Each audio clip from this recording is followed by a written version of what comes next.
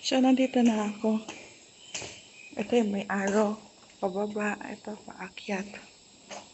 Yan. And, so, number 2 ako. Platform 2. Going Tokyo Station.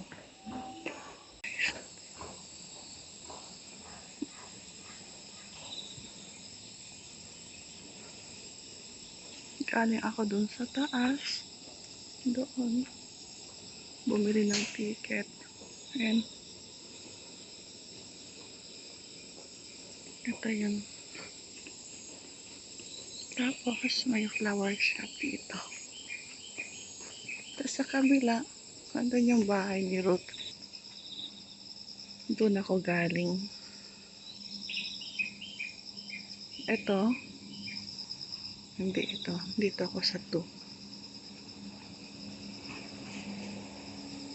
Dito ako sa 2. Yan. As usual, may vending machine.